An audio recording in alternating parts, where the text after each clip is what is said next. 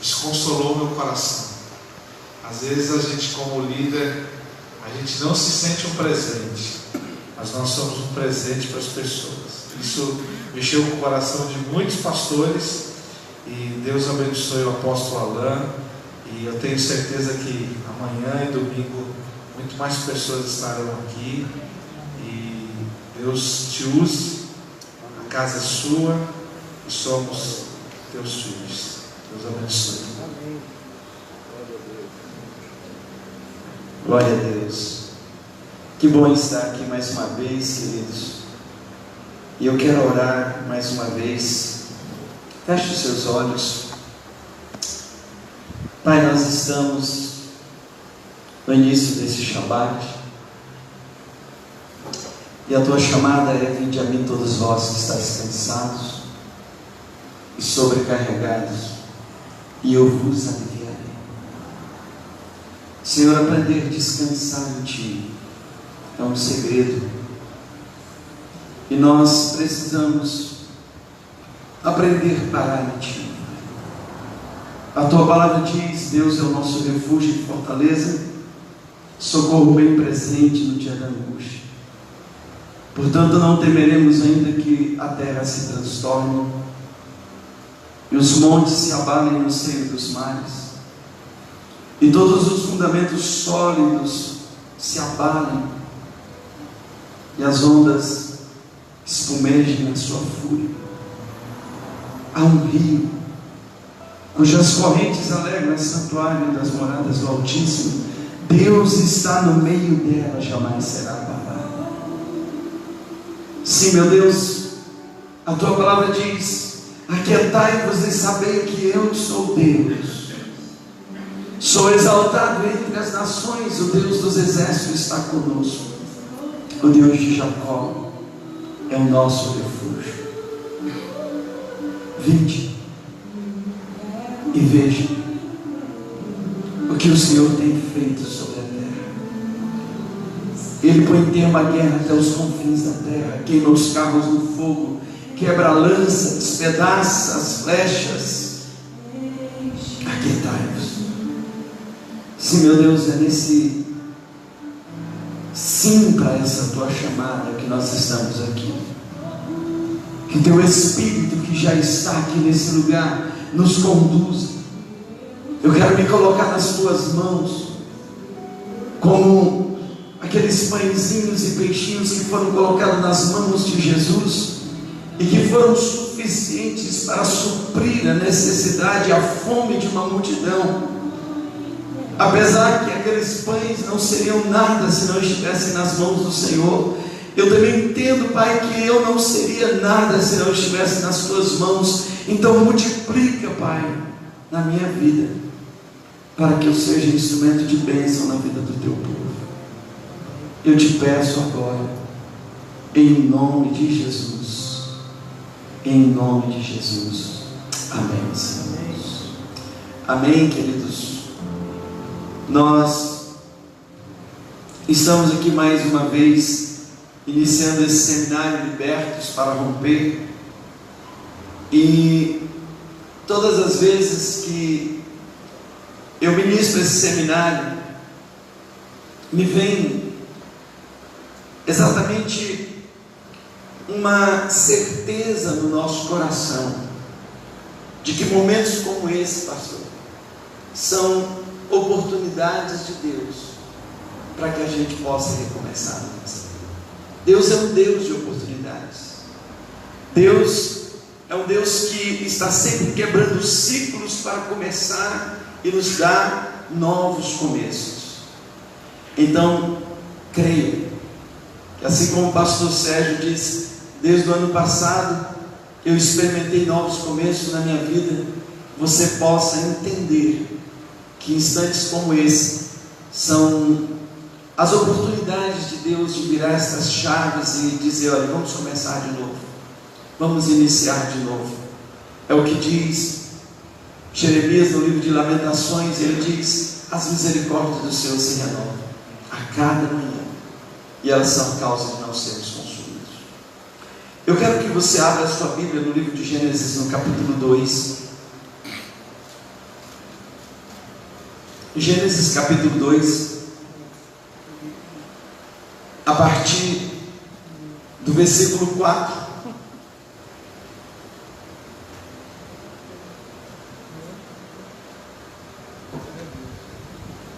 Gênesis capítulo 2, a partir do versículo 4, deixa eu lhe falar algo.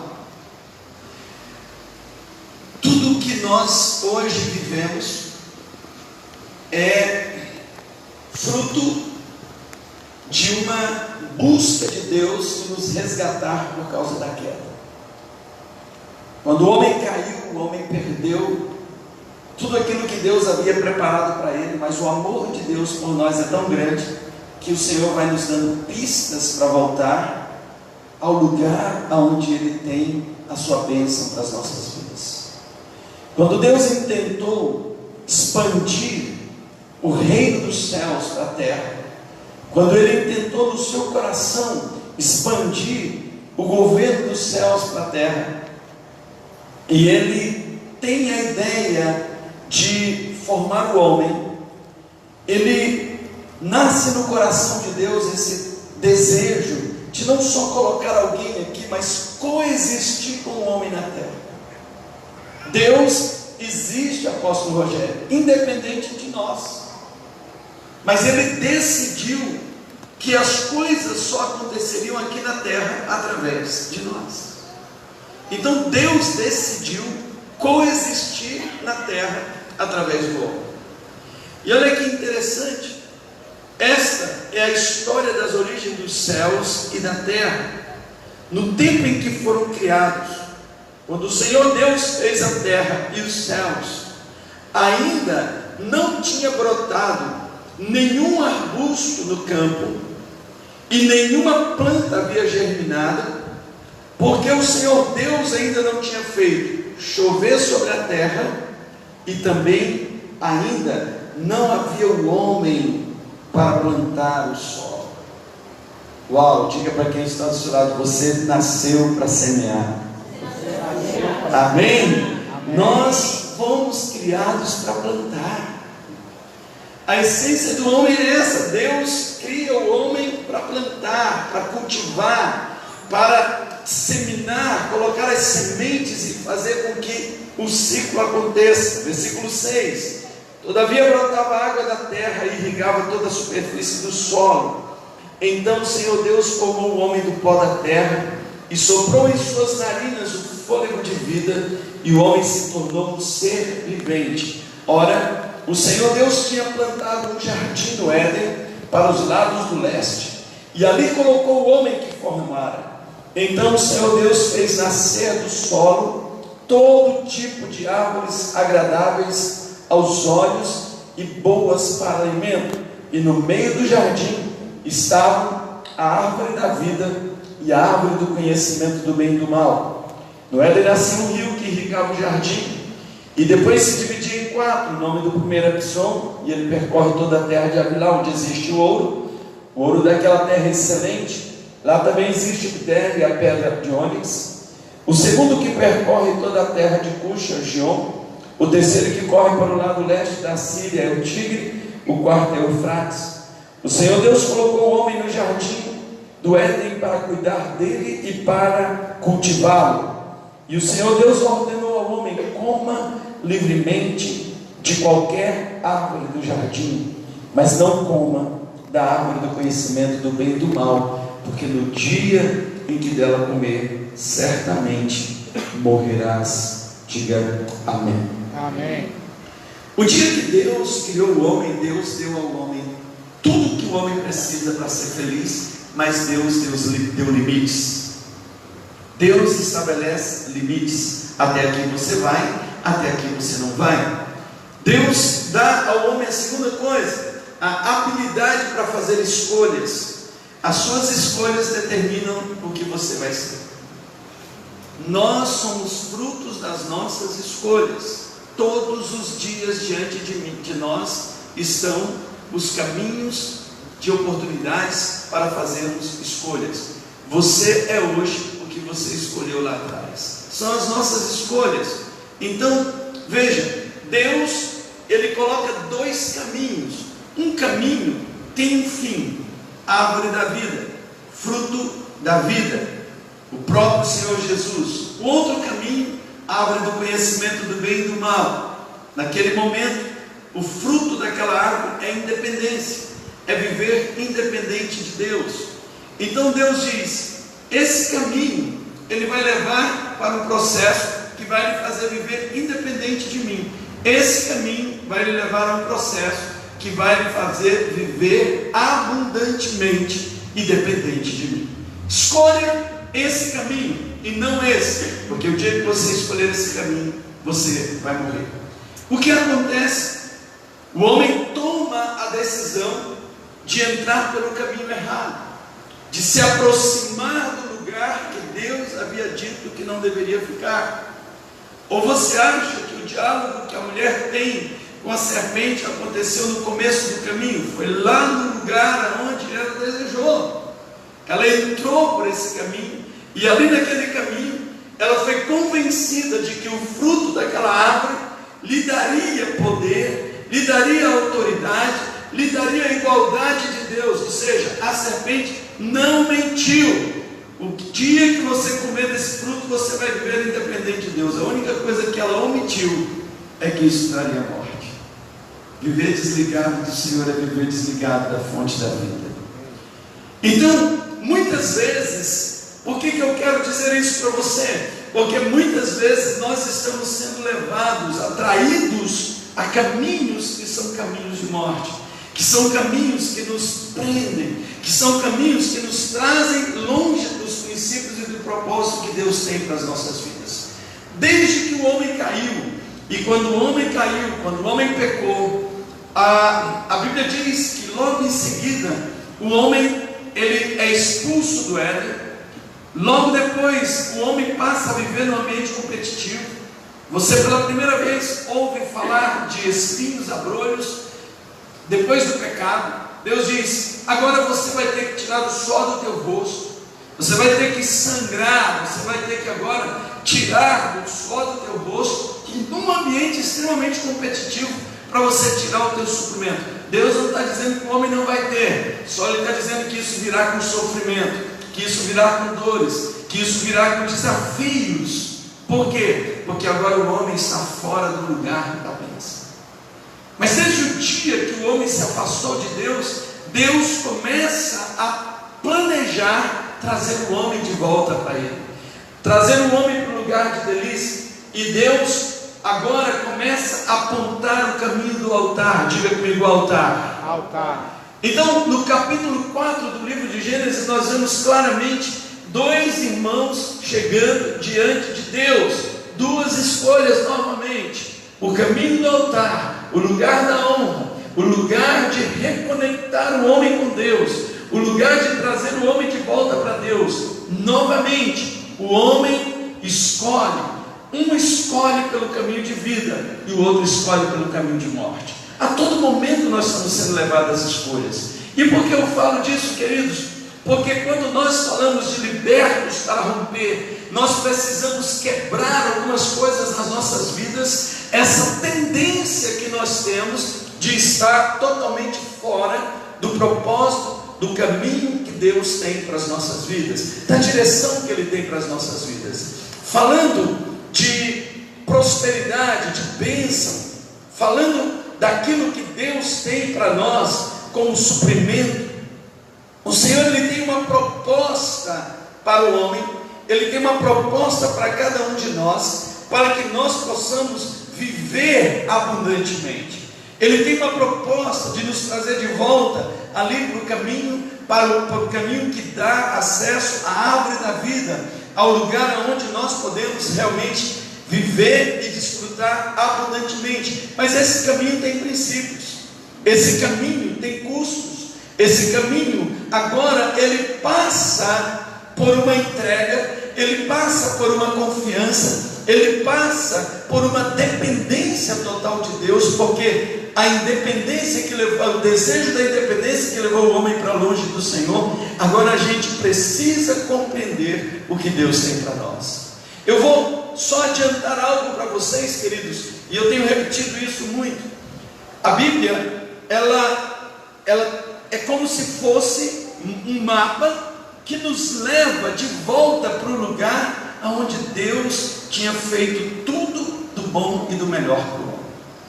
Então, a Bíblia vai nos apontando para Jesus, a Bíblia vai nos apontando para o caminho da prosperidade, da cura, da vitória, do sobrenatural. Porém, isso faz com que nós abramos mão dos nossos achismos, daquilo que dos nossos conhecimentos, para entrarmos no caminho da fé, da obediência, da fidelidade. E é isso que realmente traz a diferença nas nossas vidas. Quando você olha a Bíblia, não há nenhuma promessa na Bíblia de que se você orar, você vai prosperar.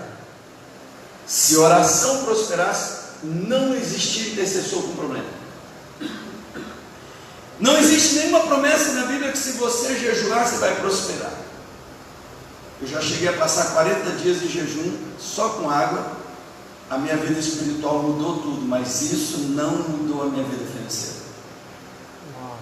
Vocês estão entendendo? Por quê? Porque esse não é o princípio. O princípio de Deus é outro. É o princípio do altar. Sabe, queridos, deixa eu falar algo para vocês. Quando Deus mandou Moisés, e nós estamos exatamente nessa época, na época que se aproxima a época de pensar. Nós, semana passada, iniciamos o mês de Aviv. No primeiro dia de Aviv, Deus disse para Moisés: Moisés, diga para o povo que agora eu vou libertar esse povo. Eu vou quebrar o jugo de Faraó. Vocês vão começar a contar os dias de vocês. E no dia 1º de Aviv, vocês contem os dias. E no dia 10 de Aviv, todo o povo vai separar um cordeiro. Deus está falando através de Moisés um monte de escravos. Nós não estamos falando para fazendeiros. Essa palavra não é para fazendeiro. Essa palavra não é para criador. Essa palavra é para escravo. É para gente que talvez nunca comeu um cordeiro na vida, ou se comeu foi um na vida, outro na morte. E o Senhor está dizendo: todos eles separem no dia 10 de Aviv o cordeiro. Eu vou libertá-los. Lembrem-se que durante 9 pragas Moisés intercede pelo povo. Moisés entra com sinais, maravilhas, com tantas coisas. E aí a hora que você diz: agora vai, o faraó endurece o coração e puxa de volta, né? Moisés vai lá e faz sinais, intercessor. Aí alguém diz: agora vai, o faraó agora vai, perdeu. Aí o faraó diz: não, eu até deixo esse povo ir, mas as crianças ficam. Não, eu deixo eles irem, mas a finança não vai. Eu deixo as finanças dele, mas as mulheres ficam. E ele está sempre. Aí chega um momento que Deus diz: agora é comigo. Agora sou eu que vou guerrear com o faraó por vocês. Mas para que isso aconteça, eu preciso do altar. Dia 10 vocês vão preparar a oferta de vocês. Cada família vai preparar um cordeiro. Coloque esse cordeiro dentro de casa por 4 dias. E quando esse cordeiro estiver com o cheiro da família, sabe quando você bota um animalzinho dentro de casa que você se apega a ele? Ele já pega o cheiro de vocês e o cheiro dele pega em vocês. E eu vou dizer algo para vocês, querido. Alguns daqueles cordeiros eram machos. Aliás, todos eram machos. E os cordeiros machos, eles ferem. Os bodinhos machos ferem. Então aquela casa ficou com cheiro de bode, aquele bode com cheiro da casa. E eles passaram a ter uma identificação. Porque, olhem para mim, a oferta e o ofertante são iguais. A oferta e o ofertante são iguais. Por quê? Porque quem deveria morrer era eu. Alguém vai me representar. Algo vai me representar no altar de Deus. Deus diz: ei, quando vocês fizerem essa oferta, eu entro em cena. Por que Deus não fez sem isso? Porque o homem estava longe, e o altar agora é o caminho de volta. Você fica imaginando, querido, qual foi o nível de sacrifício que aconteceu no dia 14 de Aviv, lá no Egito. quantos cordeiros foram sacrificados, quantos cabritos foram crucificados, foram sacrificados naquele dia. Foi o maior sacrifício que já se tem notícia na história. Mas naquela noite, Deus feriu o Egito. E no outro dia, aquele bando de escravos estava livre, estava restituído, porque o Senhor disse: falem para os egípcios lhe pagarem. Os egípcios estavam tão assustados que eles deram ouro, deram pratas, pedras preciosas, tecidos, e da noite para o dia um bando de escravos se tornou um grupo de pessoas prósperos, abençoados, livres, porque Deus entrou em ação na vida deles. Vocês estão entendendo isso? Glória a Deus. Deus entra em ação, e é isso que você precisa entender, porque o espírito de ruína, pobreza e miséria é um espírito. Quando Deus entra em ação, Ele quebra esse espírito, mas essa ação dele vem por uma reação a uma ação de obediência nossa. E é por isso que a Bíblia vai traçando, e ela vai narrando, ela vai dando um caminho para nós, e é esse caminho que exige de nós, primeiro, fé, segundo, obediência, terceiro, honra. Nós precisamos entender que a gente precisa crer. A gente precisa crer, porque sem fé é impossível agradar a Deus. Hebreus 11:6. Nós precisamos entender, quando Abel foi para o sacrifício, Abel não levou qualquer coisa, Abel não levou aquilo que ele achava. A Bíblia diz que da primícia, a palavra becoral, do seu rebanho, das primícias, sabe aquele cordeirinho que passava no meio da perna dele, aquele primeiro que nasceu, aquele mais bonitinho, Deus disse: eu quero esse. E Abel leva. Caim, a Bíblia diz, ao passo que Caim, ele colheu e depois de alguns dias, ou seja, levou para casa, comeu, todo mundo comeu, do que sobrou ele veio trazer uma oferta para Deus. O altar de Abel, fogo. O altar de Caim, nada. Caim ficou extremamente aborrecido, porque ele achou que Deus estava fazendo diferença, e Deus disse: ei, eu não estou fazendo diferença entre você e seu irmão, eu estou fazendo diferença entre a prática sua e do seu irmão. Se você fizer certo, você será aceito. Em outras palavras, olha o modelo. Olha o modelo. Porque a gente vê, muitas vezes dentro da igreja, que algumas pessoas deslancham na vida financeira. Aí alguém diz: ah, mas é sorte isso. Não, olha o modelo. Olha o modelo, copia, ao invés de você criticar, ao invés de você querer matar Abel, copia Abel, copia Abel. Por quê? Porque Deus está dizendo: eu não quero saber se é Maria, João ou Pedro que está vindo ao altar, eu quero ver como eles estão vindo ao altar. Por isso que lá no livro de Êxodo, o Senhor diz para Moisés: ninguém compareça diante de mim de mãos vazias. Quantas vezes você já ouviu essa palavra? Deus conhece meu coração. Aí você vai para o altar de qualquer jeito e usa aquela velha desculpa: eu estou colocando aqui meu coração. Sabe, Deus conhece o nosso coração, mas no altar Ele quer ver nossas mãos. Eu vou repetir mais uma vez: Deus conhece os nossos corações. Eu não preciso ir para o altar para Deus saber o que está no meu coração, mas no altar Ele quer ver minhas mãos. Mostra as tuas mãos. Amém. Mostra as tuas mãos. E é isso que faz a diferença. E a gente já está começando hoje aqui esse seminário, já entrando nessa particularidade, porque é isso que nós precisamos entender. Qual é a grande guerra que está aí? É a guerra pelo seu coração. Sabe por quê? Porque onde está o teu tesouro, está o teu coração. É a guerra pelo teu coração. Quem é o dono do seu coração? Suas mãos vão dizer isso. Suas mãos vão dizer isso. Então, hoje estava conversando com o pastor Salatiel, e a gente falando um pouquinho sobre isso, porque algumas pessoas dizem: não, eu não quero dizimar, eu vou ofertar. Porque eu vou dar até mais do que eu dízimo. A questão não é o que você vai fazer, é como você vai fazer. O Saul foi no altar, apóstolo, e ele disse: eu trouxe um monte de coisa aqui para o teu Deus, Samuel. E aí Samuel falou: quem te disse que ele te pediu isso? A única coisa que ele te pediu você não fez. Então às vezes Deus está dizendo: ei, eu te pedi uma primícia, eu te pedi um dízimo, e agora você vem aqui no altar fazer do teu jeito. Quem te disse que eu estou te pedindo isso? Porque se a obediência você já não cumpriu, a sua arrogância para mim não funciona. Não funciona. O que está em voga aqui não é valor nem quantidade, é princípio.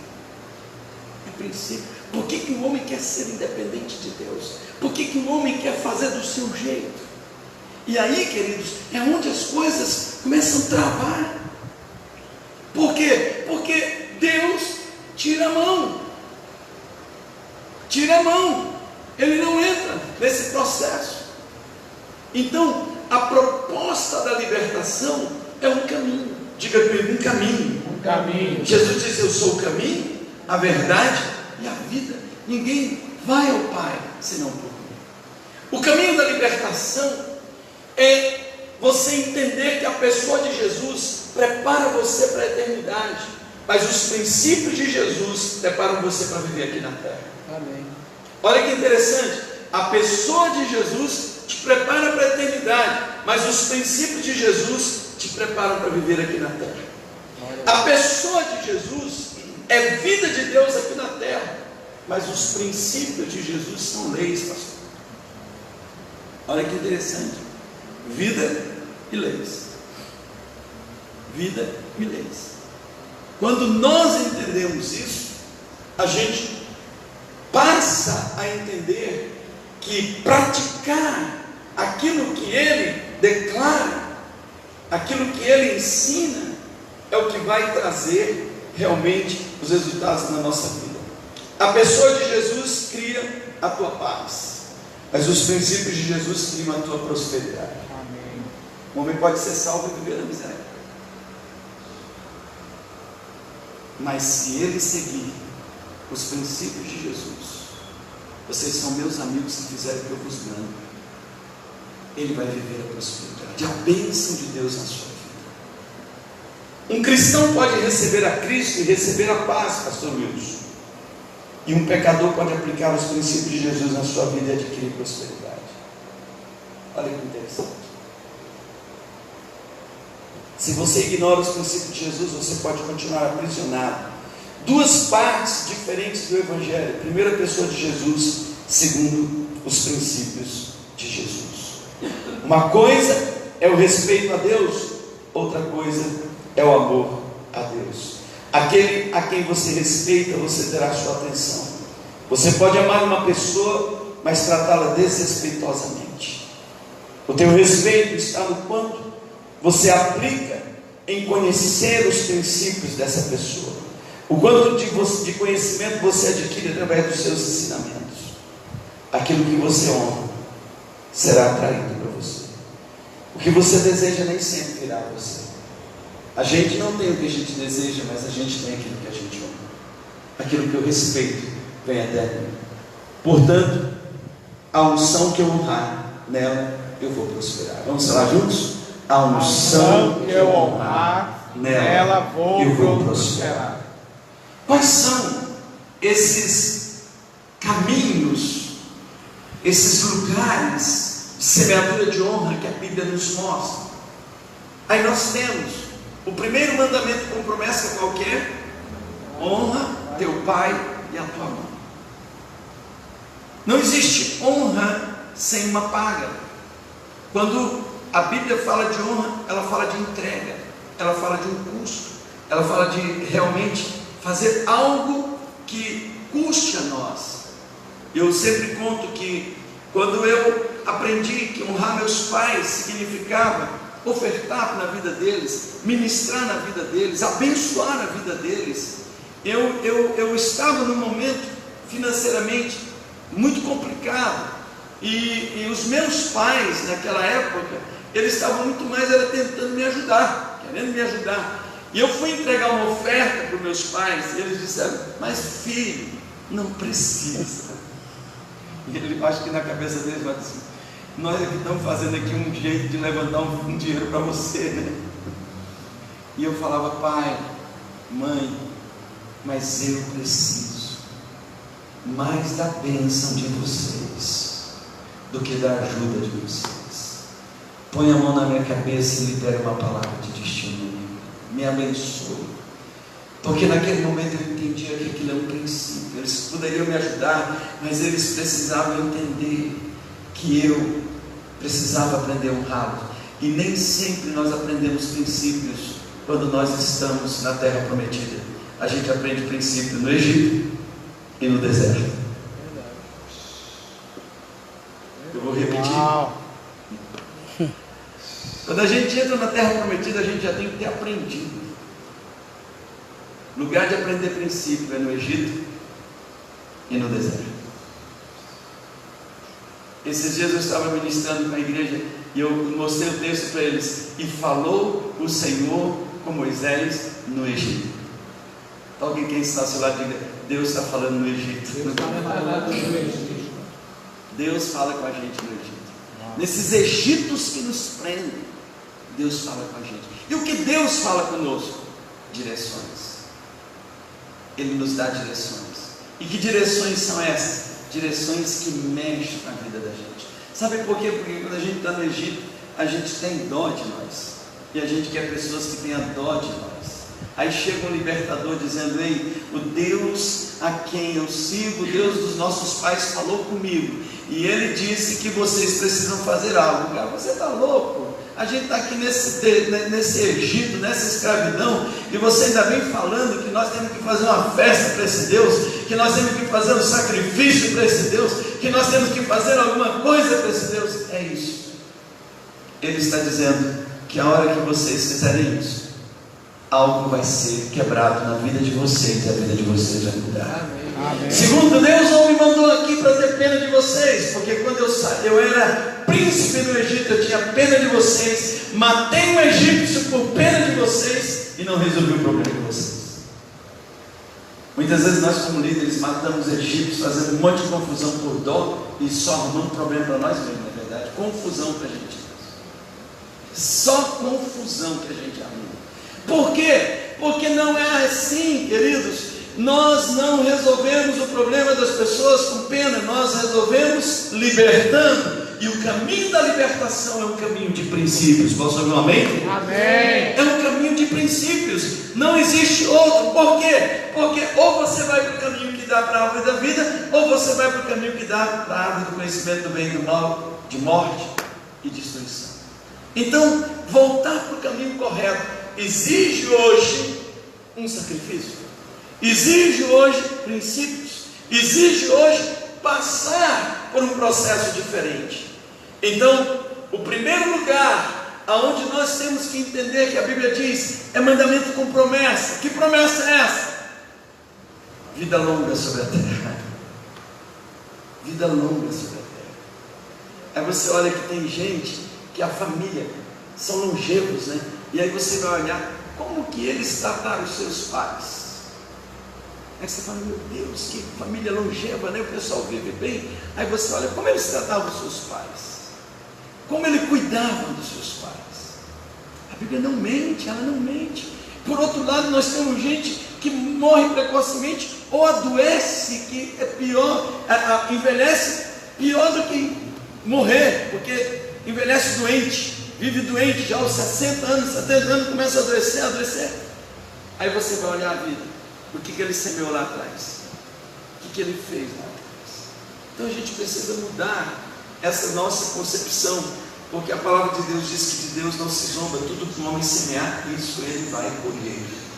Amém, queridos? Amém. Segundo, oferta, sacerdotes, né? A oferta de primícias.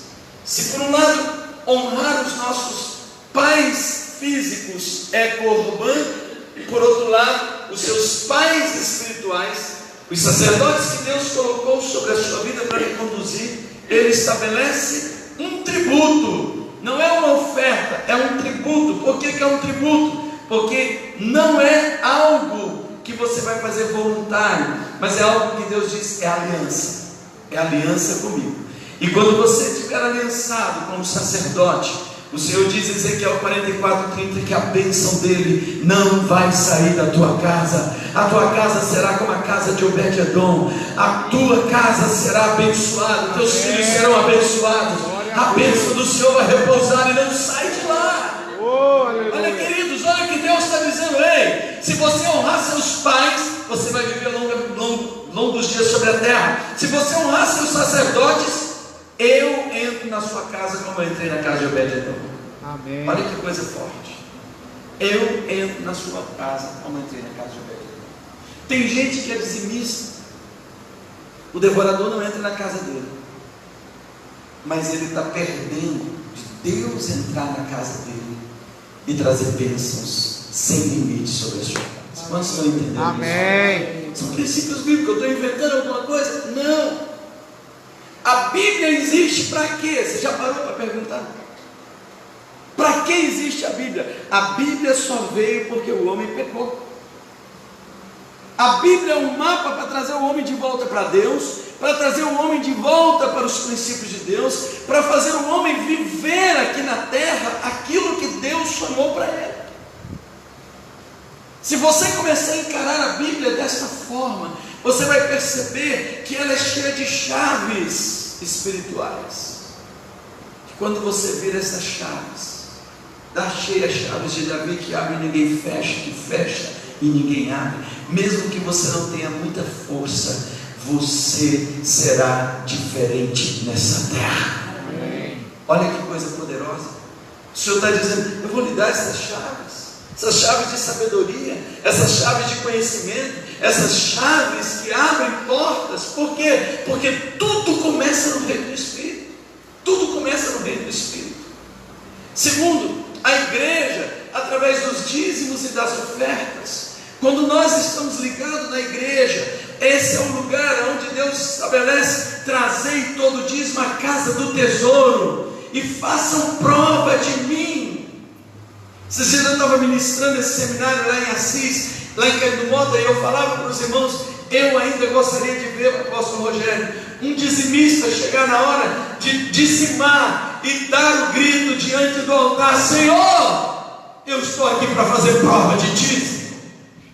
Porque é o único lugar que a Bíblia diz que eu posso fazer prova dele. Eu estou aqui, Senhor, e as coisas lá em casa não estão bem, e eu preciso de um milagre esse mês. Eu preciso de um milagre e não de infidelidade.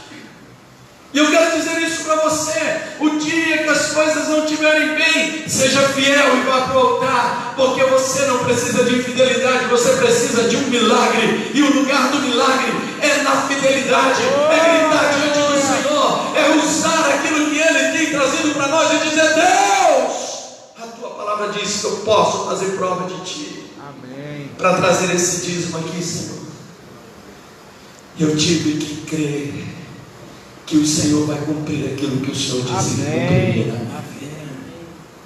Sabe, queridos, faça isso. Porque se isso não funciona, a Bíblia é mentirosa.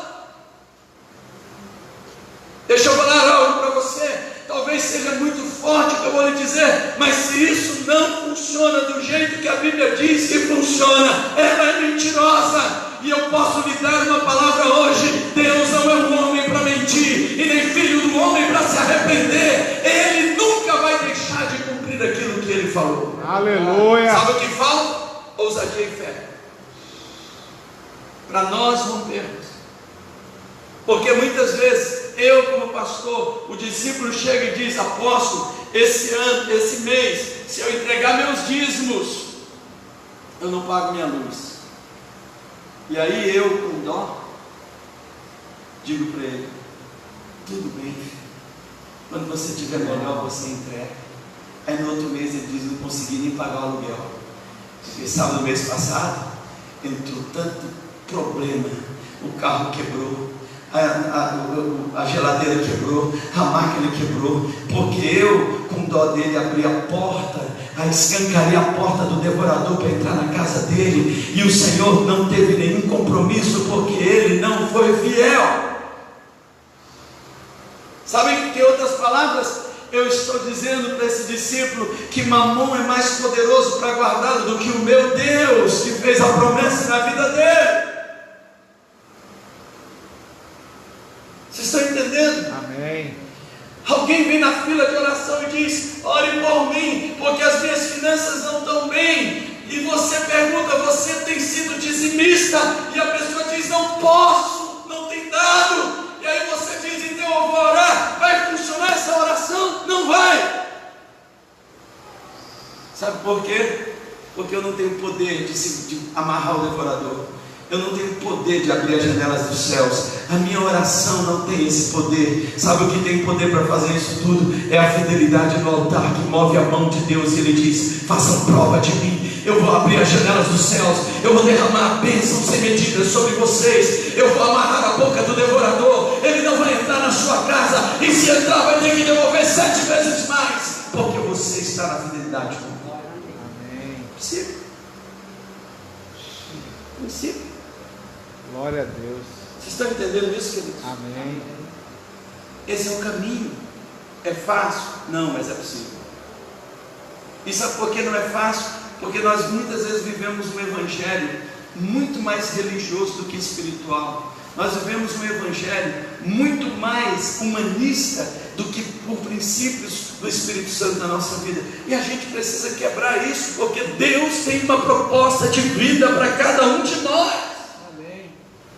Queridos, o furacão entrou aqui, destruiu tudo, e Deus mandou alguém para arrumar tudo. Glória a Deus. Vocês estão entendendo? Então, as portas do inferno vão prevalecer contra a igreja? Não vão. Jesus mentiu? Não mentiu. É o único organismo na terra que o diabo não vai poder destruir a igreja. Amém. Não vai poder destruir. Amém? Então nós temos que entender essas coisas. E a oferta sacerdotal para a nação de Israel. Você pode ter certeza que o Brasil vai entrar num tempo de bênção muito grande, com essa aliança entre o nosso presidente e Israel. Amém. Porque eu vou abençoar os que te abençoarem e amaldiçoar os que te amaldiçoarem. Deus vai mover céus e terra na nossa direção, queridos. Nós vamos viver um tempo de bênção. Por quê? Porque Deus moveu o coração do nosso presidente. E você percebe a guerra contra ele, porque ele se aliançou com Israel, porque ele abençoou Israel, porque ele foi visitar Israel, porque ele reconheceu Jerusalém. Você acha que isso é normal, é natural? Por que ninguém falou quando ele foi para os Estados Unidos, quando ele foi para outro lugar? Porque Israel é um lugarzinho tão pequeno daquele? Porque é um princípio espiritual. É um princípio espiritual. Por que ninguém fala quando você vai, se você desperdiça seu dinheiro com fardo, seja com o que for, mas o dia que você dá um dízimo, todo mundo fala: você está dando dinheiro para pastor, você é um idiota, até pastores que não são pastores e que vivem na internet ali dizendo: ninguém precisa dar dízimo, nós estamos na época da graça, nós estamos na época não sei do que. É uma graça tão desgraçada que não leva ninguém para lugar nenhum, a não ser destruição. Vocês estão entendendo? Por que alguém se preocupa tanto com isso? Porque esse é o ponto que vai fazer a diferença entre a mudança do seu futuro, entre o que você vai ser e o que você é. Essa é a diferença. Sabe, apóstolo, eu tenho certeza que lá no Egito, naqueles dias, teve egípcios que viram aquele movimento e perguntou: o que está acontecendo? O nosso Deus mandou a gente fazer isso. Os caras falaram: vamos fazer. Porque esse Deus deles é diferente dos nossos. E como teve também filhos de Israel, que falaram: eu sacrificar cordeiro? Eu tenho muito o que fazer. E no dia 14 de abril, quando virou o dia, muita gente chorou e muita gente se alegrou, porque confiou no Senhor. Amém. E eu quero profetizar sobre a sua vida, que o tempo da mudança, da ruptura e da alegria do Senhor para romper esses dias de choro chegou na sua vida. Aleluia. Se você quer, dê um aplauso bem forte. Para ser liberto é preciso praticar 3 fundamentos. O primeiro dele é fé. Diga comigo: fé. Fé. Segundo é fidelidade. Fidelidade. O terceiro é a honra. Diga comigo: fé, Fé. fidelidade Fidelidade. e honra. E honra. Tudo que nós fazemos que não produz da fé ofende a Deus, porque sem fé é impossível agradar a Deus. Hebreus 11:6. Porque aqueles que se aproximam de Deus precisam crer que Ele existe e que Ele é galardoador de todos aqueles que buscam. Sem fé é impossível agradar a Deus. Fidelidade é a perseverança da fé, é continuar crendo mesmo diante das circunstâncias mais adversas, é continuar acreditando, é continuar confiando, é continuar realmente certo de que aquilo que Deus falou Ele vai cumprir. No capítulo 26 do livro de Gênesis, a Bíblia diz que num tempo de fome, Isaac ouviu Deus. Isaac ouviu a voz de Deus. E o que a voz de Deus falava para ele? Não saia desse lugar, não vá para o Egito. Deus foi muito específico: não vá para o Egito, não vá para onde todo mundo está indo, fica na terra que eu te falei. E a Bíblia diz que Isaac permaneceu naquela terra, e ele plantou naquela terra, e no mesmo ano ele prosperou a 100 por 1, porque o Senhor o abençoou, enriqueceu o homem, ficou riquíssimo, muitíssimo rico, de forma que os filisteus lhe invejaram. Olha que interessante, Isaac, num tempo de crise, ele não deixou de semear. Então deixa eu lhe dizer algo: ouça a voz de Deus e não as vozes das circunstâncias.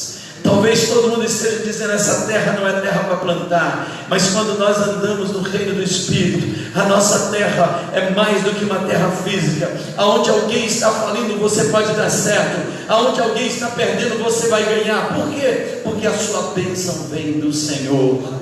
O salmista, no Salmo 121, ele diz: quando olho para os montes, de onde me virá o socorro? O meu socorro vem do Senhor, que criou os céus e a terra. Amém? O meu socorro vem do Senhor, que criou os céus e a terra. Precisamos entender que o caminho do altar é caminho de sacrifício. A gente chama a plataforma de altar, né? Mas se isso aqui fosse altar, todo mundo que estava aqui teria que estar sendo sacrificado, porque altar é lugar de sacrifício. Altar é lugar de entrega. A verdade é que isso aqui só se torna altar quando os ministros de louvor, eles estão sacrificando ao Senhor e não aparecendo para a igreja. Quando o pregador está se deixando queimar nas mãos de Deus e não apenas para aparecer, aí sim isso se torna um altar, porque altar é lugar de entrega, é lugar de sacrifício, é lugar de renúncia, é lugar de nós realmente deixarmos que Ele cresça e a gente venha diminuir. O altar é o lugar onde céu e terra se conectam através do sacrifício, porque o altar é o próprio Senhor Jesus. É lugar de testemunho, é lugar de olhar para a gente, é o lugar de olhar como nós chegamos diante dele, é o lugar de perceber o que nós estamos fazendo. A Bíblia diz que todos devem comparecer diante de Deus no altar. Diga comigo: todos. Todos. Olha só, todos devem comparecer diante de Deus no altar. O pobre, o rico e o rei. Vamos falar juntos? O pobre, o rico e o rei. Então veja, o altar é lugar de mudanças. O altar é lugar de transformações. É lugar de ampliar lugar onde nós vamos ser ampliados. Então todos devem comparecer diante de Deus. Ninguém compareça diante de mim de mãos vazias. E o Senhor estabeleceu: o pobre deve levar a sua oferta, a rolinha e a pombinha, que representam exatamente o Espírito Santo e Jesus, a oferta que vem do céu para a terra.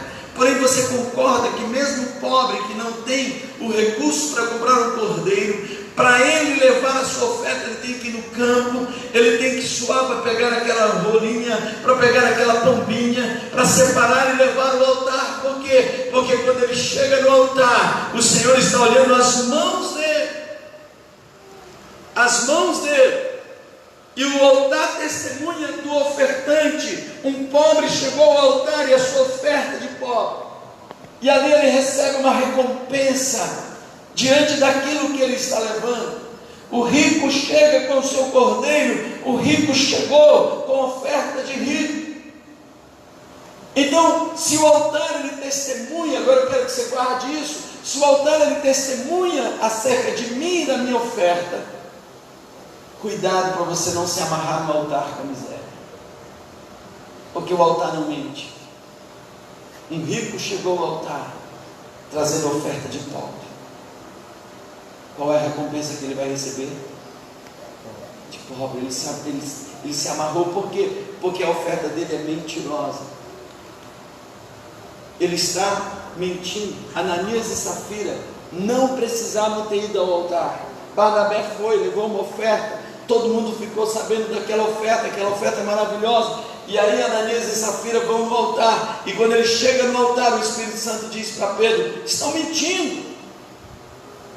Ananias, o diabo colocou no seu coração para mentir. Por que você vem mentir ao Espírito Santo?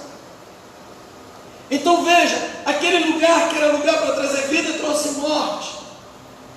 Então não compareça no altar de qualquer jeito. Comece a entender isso. Porém, lá em 1 Reis, no capítulo 3, nós vemos a vida de um rei chamado Salomão, que quando ele vai ao altar, ele vai para mudar de vida, ele vai para mudar a história dele. Salomão, como rei, ele precisava levar um novilho. A Bíblia diz que ele leva 1000 novilhos. Agora deixa eu só lhe dar um panorama do que é essa oferta. Talvez se você fosse um fazendeiro aí no Mato Grosso, e você fosse lá na sua fazenda e dissesse: olha, manda colocar aí vários caminhões de boi e leva lá para o Rogério, que eu estou lá ofertando lá para a igreja. Amém, Rogério? Estou ofertando lá, ele venda esses bois, ele faça recurso. O cara foi lá e fez um cheque, tudo, e mandou. Naquele momento que Salomão faz aquela oferta, não funcionava assim. Por quê? Porque naqueles dias o ofertante levava a sua oferta até o sacerdote.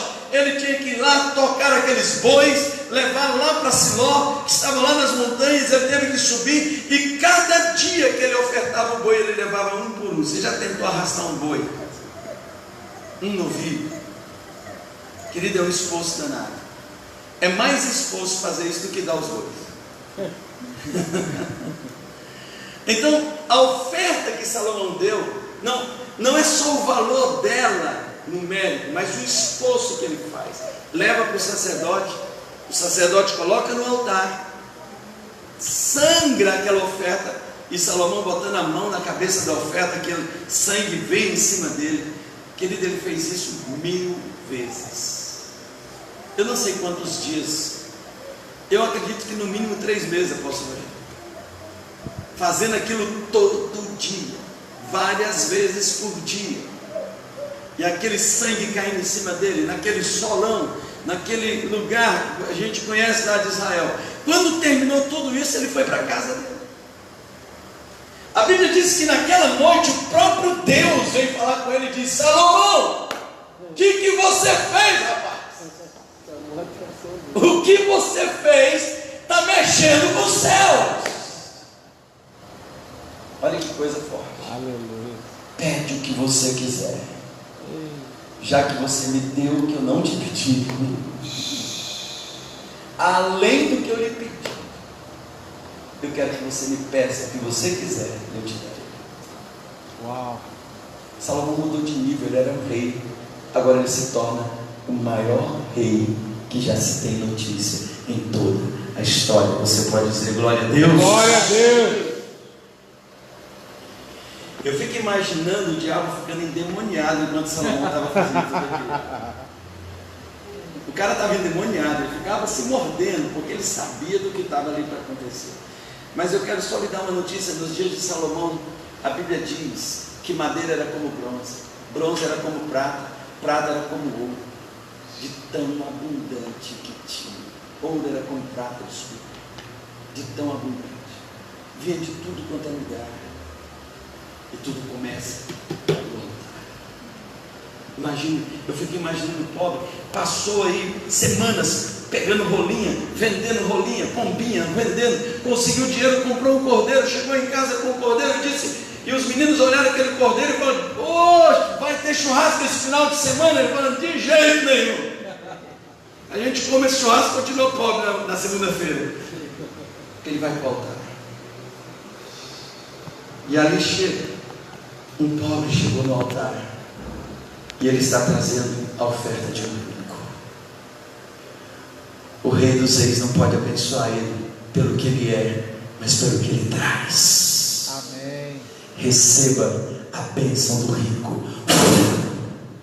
Mudança. É isso que a gente muitas vezes não entende, porque o diabo fala, você está fazendo troca com Deus, está fazendo. Não, querido, é princípio. É princípio. O princípio do sacrifício é isso, querido.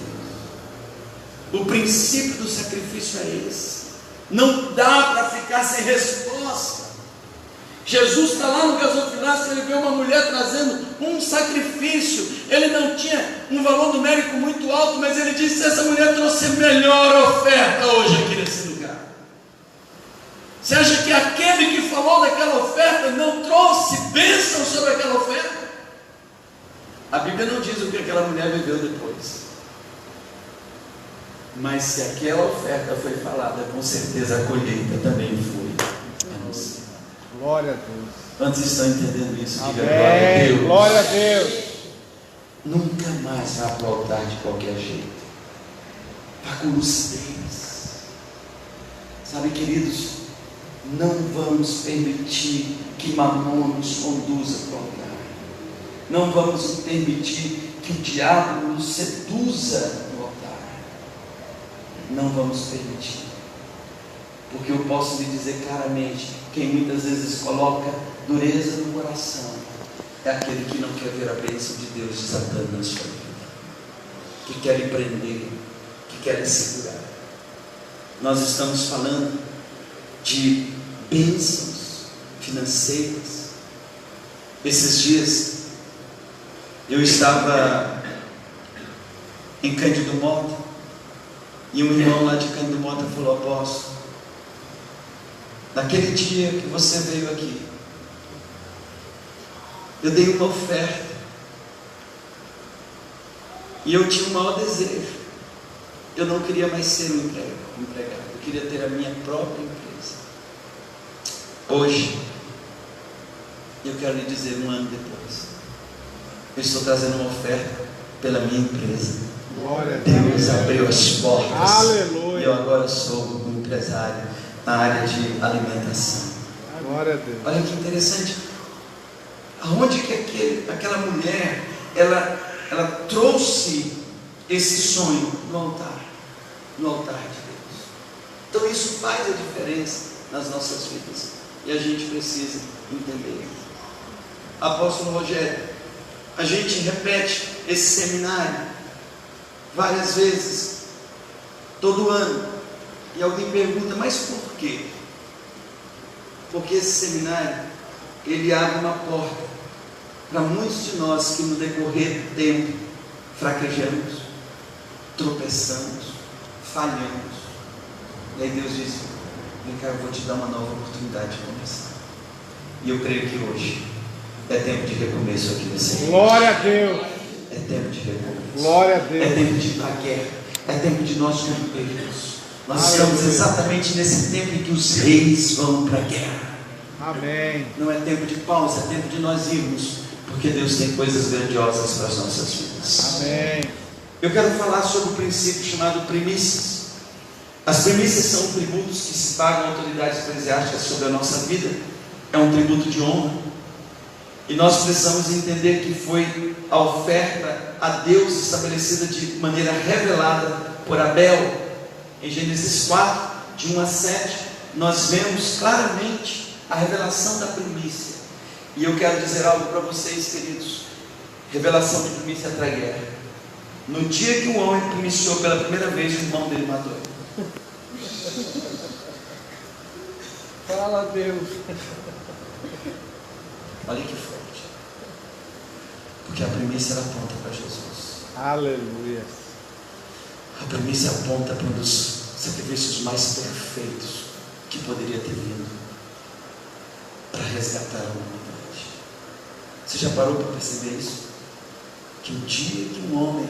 Por que Abel foi morto? Só pela oferta que ele deu. Abel foi morto pela oferta que ele deu. Que oferta é essa que atrai o ódio do irmão, a ponto do irmão matar o irmão? Então eu quero dizer algo para você. A primícia é tão poderosa.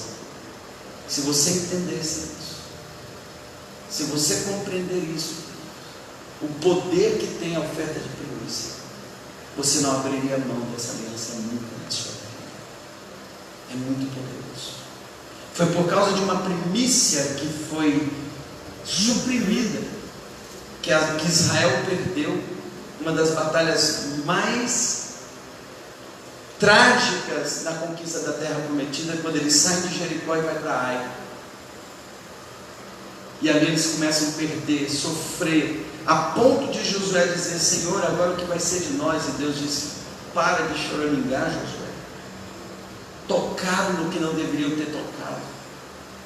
Tem pecado porque tocaram na primícia. E ali, quando eles descobriram que Acã tinha tocado na primícia, e o Senhor disse: eu exijo uma remissão. Eu exijo uma remissão. Se vocês querem recomeçar comigo, eu exijo uma remissão. Eu exijo. E ali a remissão, sabe qual foi? A família de Acã inteira foi morta. Toda a família dele, tudo que pertencia a ele. Que dor foi para Israel fazer aquela remissão. Mas logo depois daquela remissão, o pecado ficou sepultado. E Deus voltou a ser o Deus dos exércitos de Israel. E ao invés de Sabaote, eles foram para Ai, venceram e nunca mais perderam nenhuma batalha. 38 reinos foram conquistados por Josué. Você sabe o que é isso? Então, a gente precisa entender, a gente fala de primícia, muitas pessoas pensam: a primícia é uma oferta para ajudar o pastor. Não, queridos, o pastor, seu sacerdote, ele é o campo da sua semeadura para trazer a maior colheita na sua vida. Amém. Deus está dizendo: ei, planta essa semente chamada primícia. E Deus não está dizendo para nós: ei, é uma oferta que você vai dar, não. É um tributo. É um tributo. É um dia de tudo aquilo que Deus tem lhe dado. É 3% daquilo que Deus tem lhe dado. É o primeiro daquilo que Deus tem lhe dado. Ele está dizendo: semeia na vida do sacerdote, porque as primícias são minhas e eu as dou como herança a Arão e seus filhos. Aí você diz: apóstolo, mas o sacerdócio de Arão acabou. É verdade,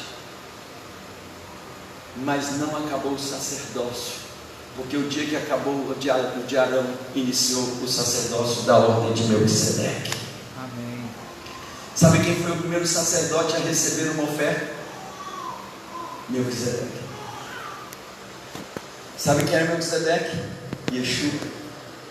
Hebreus 7 está mostrando ele aqui, ele lá. Arão era só uma figura. Agora aquele que vive eternamente. O nosso sacerdócio na nova dispensação é o sacerdócio segundo a ordem de Melquisedeque. É aquele que dura para sempre.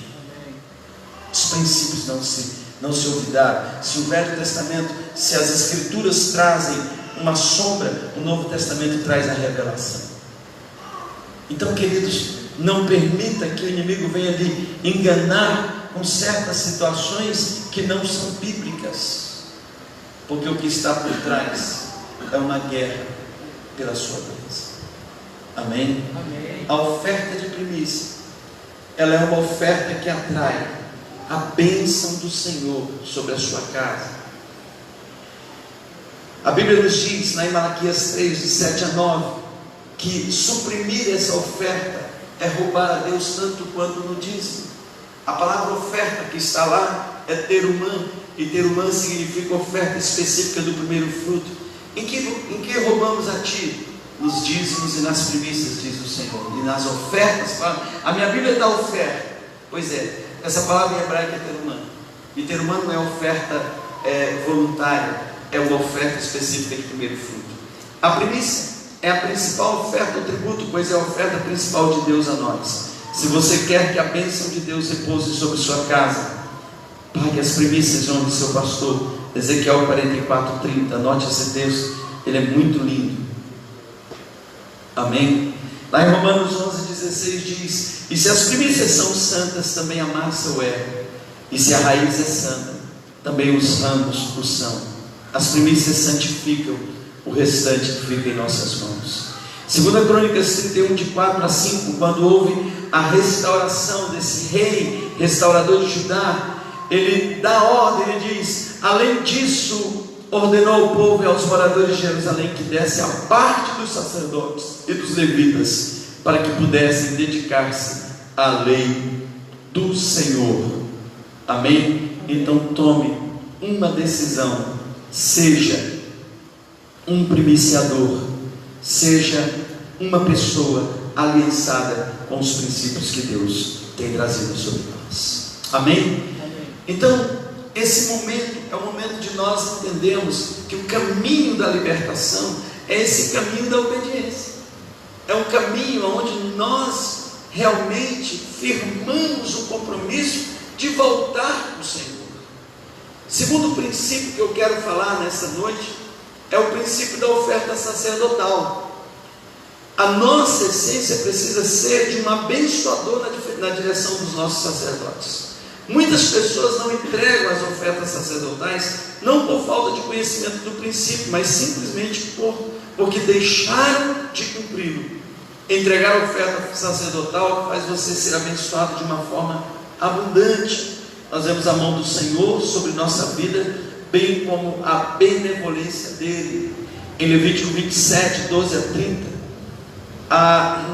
o Senhor ele descreve, e essa oferta ela não parou, e o sacerdote o avaliará, seja bom ou seja mal, segundo a avaliação do sacerdote, assim o será. Se você foi curado de uma enfermidade, você precisa ir em direção ao sacerdote e entregar uma oferta de honra. Agora você precisa entender que esse princípio, ele desata coisas tremendas na sua vida. E é interessante que tem pessoas que já entenderam isso. Há pessoas que, quando elas vão levar carros para ungir, lá no nosso ministério, eu faço isso com alegria, porque quando eu vejo os discípulos prosperando, é uma alegria para a gente. Mas alguns deles já entenderam e já levam junto a oferta. Apóstolo, Deus me prosperou debaixo dessa cobertura, e hoje eu estou trazendo aqui meu carro para ungir, e eu quero louvar a Deus trazendo uma semente na sua vida, uma oferta de honra sacerdotal. Olha que coisa tremenda. Você orou, a cura veio, alguém volta dizendo: ei, eu queria te honrar, porque Deus usou tua vida para desatar a cura na minha casa, Deus usou tua vida para consertar meu casamento, Deus usou tua vida para restaurar meu filho que estava nas drogas, Deus usou tua vida para trazer paz, Deus usou tua vida para abrir uma porta de emprego para mim, e hoje eu quero vir aqui honrar você com uma oferta. Sabe o que acontece com isso? Pessoas que entendem esse princípio são pessoas que sempre vão viver debaixo da bênção do Deus Todo-Poderoso. É princípio, é reconhecimento, é olhar para o sacerdote como a figura que o Senhor estabelece para lhe conduzir. é olhar para o sacerdote com honra. Deus ama quando a honra ela é semeada. Deus honra quando a honra ela é executada, porque todo nível de desonra atrai a presença de maldição no nosso meio. Mas a honra traz a bênção e a alegria do Senhor nas nossas vidas. Amém? E por último eu quero falar nessa noite sobre a oferta de remissão. Amanhã nós vamos falar um pouquinho mais, mas eu quero que você entenda o que é a oferta de remissão. A oferta de remissão é um sacrifício que fazemos diante de Deus para selar um tempo onde houve infidelidade, onde houve descontinuidade do princípio que você praticava. É um sacrifício que fazemos diante de Deus para selar um tempo em que você fez votos e acabou não cumprindo, porque tudo isso abriu uma legalidade no reino do Espírito. Em Juízes 6, capítulo 25, nós vemos que Israel está sofrendo agora nas mãos dos midianitas, nas mãos dos amalequitas. Por quê? Porque o pai de Gideão, Joás, tinha um altar de Baal na casa dele. Israel estava sacrificando para Baal, estava crendo em Baal. E o que acontecia com eles? Todos os anos, Deus os abençoava, mas Deus não os protegia. A Bíblia diz que se o homem é infiel, Deus permanece fiel. Deus não vai ficar infiel por causa da sua infidelidade. Então Israel tinha colheita. Israel tinha colheita nos tempos dos midianitas e dos amalequitas. Mas quando eles vinham para colher, o inimigo vinha, tomava tudo, queimava o restante e deixava eles frustrados. Olhem para mim, quantas vezes você não já viu isso na sua vida? Começa o ano, você diz, não, agora esse ano vai. As coisas começam a acontecer, a bênção começa a aparecer, as portas vão se abrindo. Quando você vai colher, não acontece algo. É aquela promoção que estava certa para vir para você que vai para o outro. É aquele processo que estava certo para vir para você que não acontece. É algo que só precisa de uma assinatura e não vem. E você diz, mas cadê isso? Por que isso? Algo está abrindo uma legalidade na sua vida e dando legalidade para o diabo lhe roubar, lhe prender e destruir.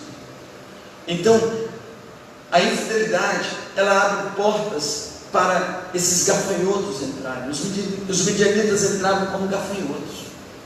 E aí Deus disse para Gideão, Gideão, eu quero fazer algo através da sua vida. E eu quero dar uma palavra para você aqui nessa noite. Você pode ser um Gideão na casa da sua família. Você pode ser um Gideão nesses dias, na sua descendência. Você pode se levantar como libertador da sua casa, tomando autoridade no nome do Senhor Jesus para começar esse tempo novo. E Deus falou, Gideão, eu quero começar algo novo.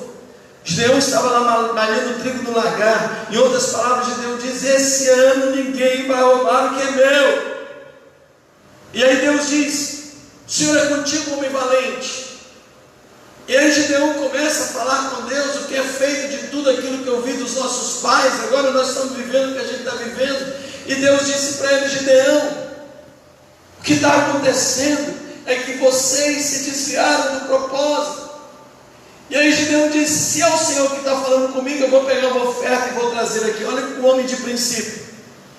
Então ele disse, se é Deus, diante do altar vai se manifestar. Ele traz uma oferta, o anjo toca, e ele diz, meu Deus, o Senhor está aqui nesse lugar, vou morrer. E aí Deus diz, não, fica tranquilo, eu vim trazer paz para você. Gideão conhece o altar de Jeová Shalom naquele dia. Deus disse, eu não vim guerrear com você, eu não vim trazer guerra com você, eu vim trazer libertação, mas para isso acontecer eu tenho uma direção para você. E aí Deus diz para Gideão aqui no versículo 25, vai na casa do teu pai, derruba o altar de Baal que está lá, quebra o poste de Aserá, mata o segundo boi dele, sacrifica no altar usando a lenha do poste de Aserá. Faça isso, Gideão, e algo novo vai acontecer. Olha o sacrifício começando. Faz essa remissão. A Bíblia diz que Gideão, com medo, fez à noite, juntou 10 homens e fez isso. No outro dia, duas coisas aconteceram. A primeira delas foi que o povo queria matar Gideão. Olha só, o sacrifício gerando guerra. Por que você foi dar essa oferta lá na igreja? Por que você foi entregar esse dízimo? Por que ameaça até divórcio? Você está ficando louco, você está ficando doido. Olha as guerras. Não é verdade? Tem gente que quando entra na fidelidade com Deus, o processo dentro de casa fica tão duro que chega até a ameaçar divórcio. Eu vou me divorciar de você, eu vou largar de você, você está entregando dinheiro lá na igreja. A guerra. Segunda coisa que o pai de Gideão, ele mesmo defende Gideão. Ele diz: ninguém vai tocar no meu filho. Se Baal é Deus, então ele se resolve com meu filho, porque o problema foi dele.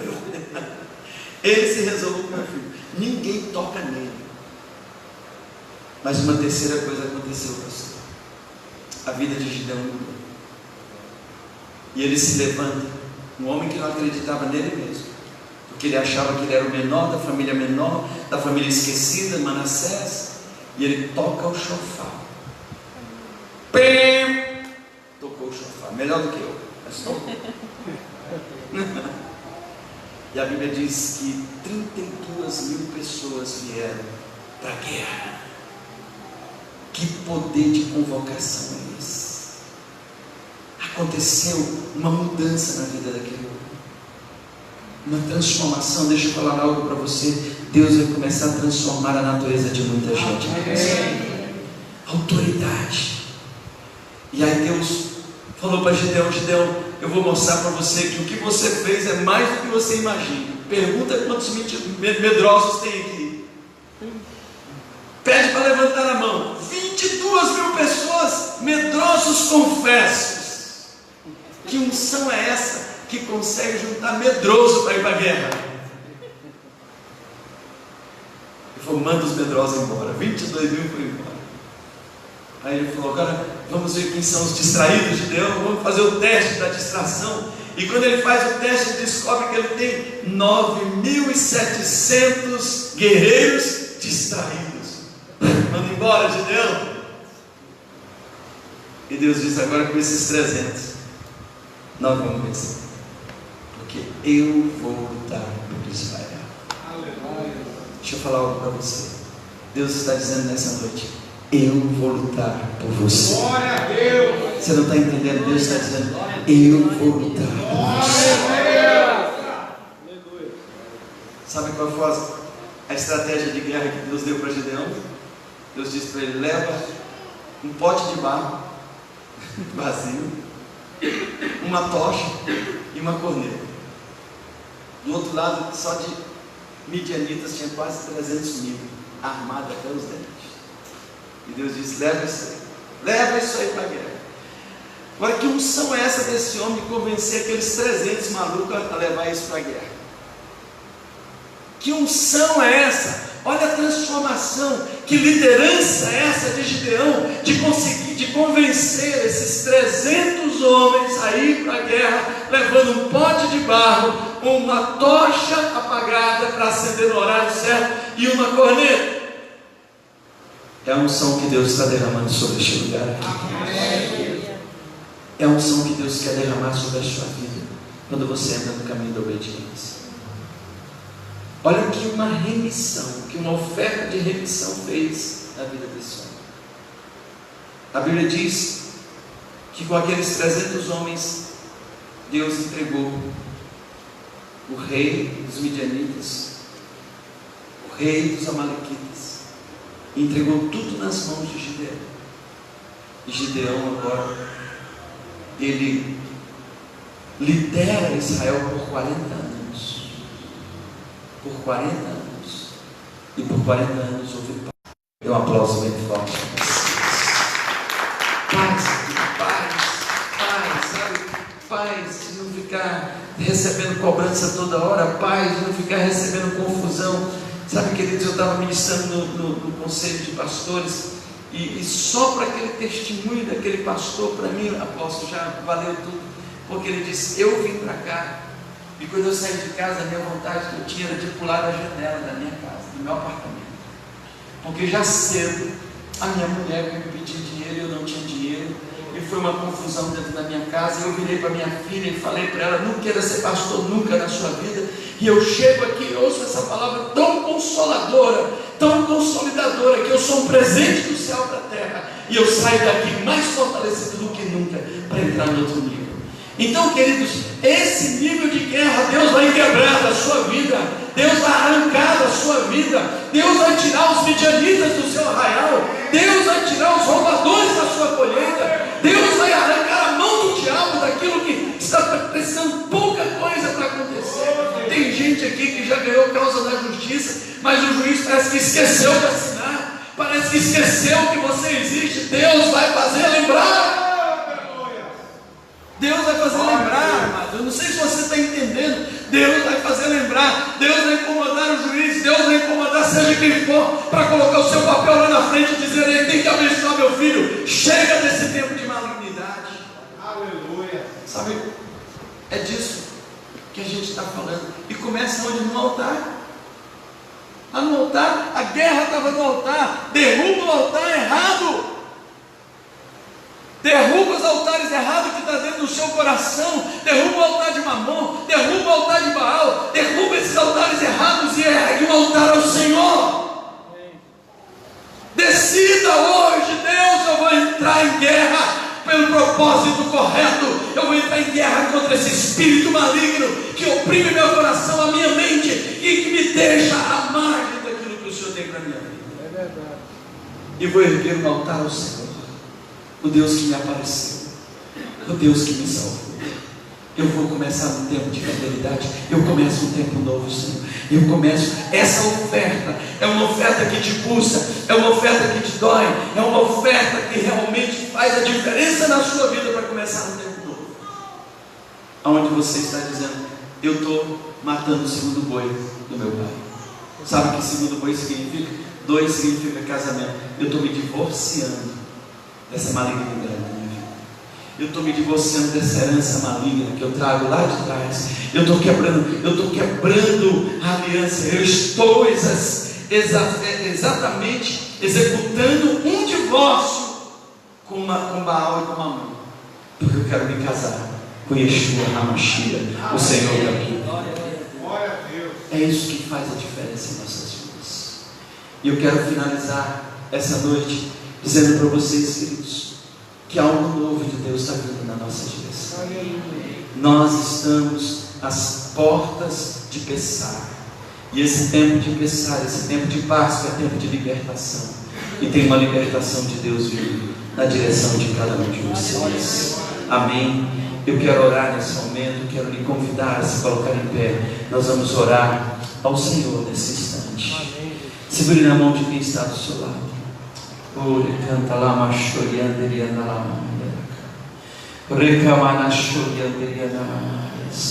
tem glória de Deus aqui nesse lugar. Tem glória de Deus aqui nesse lugar. Pai, eu quero nesse momento, Deus, declarar sobre a vida dessa igreja, sobre a vida do teu povo, Pai, o teu renovo. Eu quero declarar sobre a vida de cada um aqui, Pai, o começo de um tempo novo, meu Pai. E eu quero declarar, Senhor, que não há nada que vai impedir esses novos começos de Deus na vida desta igreja. Em Isaías 43, o Senhor diz: pare de mencionar as coisas passadas. Vocês não estão vendo, eu estou fazendo algo novo. Eu estou abrindo um rio no deserto. Eu estou fazendo um rio correr no deserto e abrindo um caminho novo onde não existe. Eu sou o Senhor, aquele que te toma pela tua mão direita e te diga: não temas, pois eu sou contigo. Quando passares pelas águas, elas não te afundarão. Quando passares pelo fogo, as chamas não te tocarão. Vamos adorar o Senhor, vamos adorar o Senhor nessa noite. Aleluia.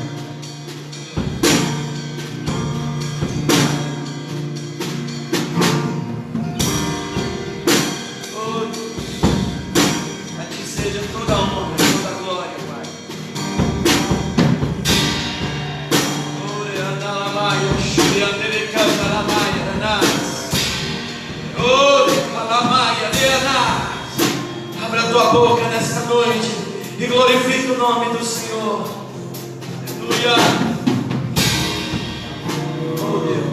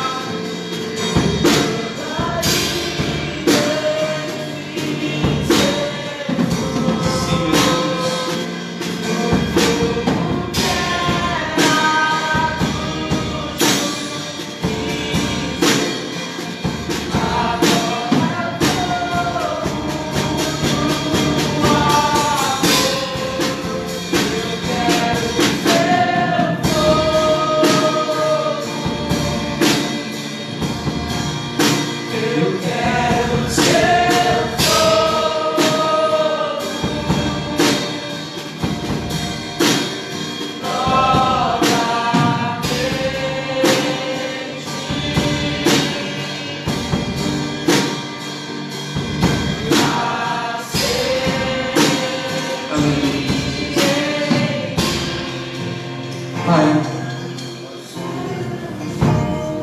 os céus sobre nossa cabeça são céus de bênção nesta noite, e nós queremos te agradecer porque o teu Espírito está nos conduzindo. Eu quero te louvar, Senhor, porque nós estamos conduzindo o teu rebanho, Pai, para o lugar que manda leite e mel.